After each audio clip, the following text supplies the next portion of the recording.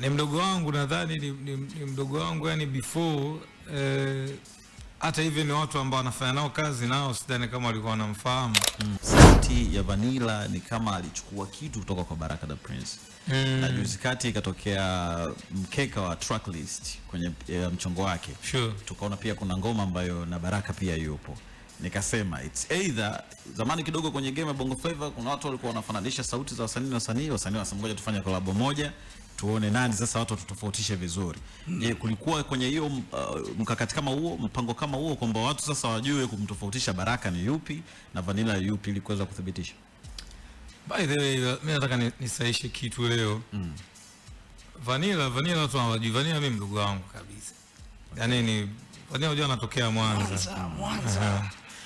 Ni mdogo wangu, nadhani ni mdogo wangu, yani before hata hivi ni watu ambao wanafanya nao kazi nao sidhani kama walikuwa wanamfahamu.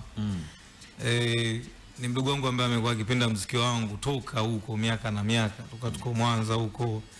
Even pia watu ambao wameulea muziki wake ni washikaji zangu ambao mimi nimecheza nao, nimesoma nao, tumekuwa pamoja.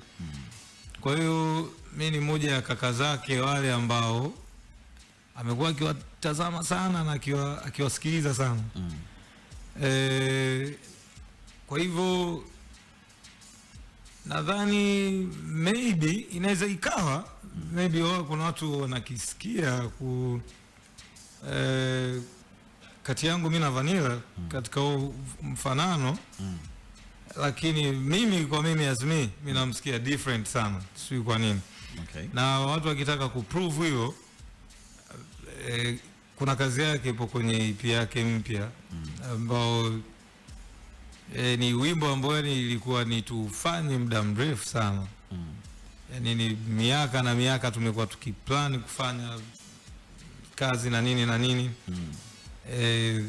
Tukawa tunajivuta hivyo na hivyo, lakini sasa this time nikaona acha ni bless mdogo wangu kwa sababu ni kaililia hiyo verse miaka na miaka yani alikuwa anahitaji muda mrefu. So nikaona sio mbaya this time nikiweza kumpatia pia na watu pia wampe nafasi yake, kwa sababu juu imekuwa Vanilla. Vanilla kama Baraka, Vanilla na mkopi Baraka, but mimi na feel like ni msanii ambaye yuko unique sana katika hii generation mpya, wasanii wapya. Ni mmoja kati ya wale wasanii ambao wako na uniqueness kuanzia kwenye uandishi, melody, even sound ambao anakuwa anachagua. Yani ana utofauti sana na wasanii wengi, wasanii wengi wanafanana.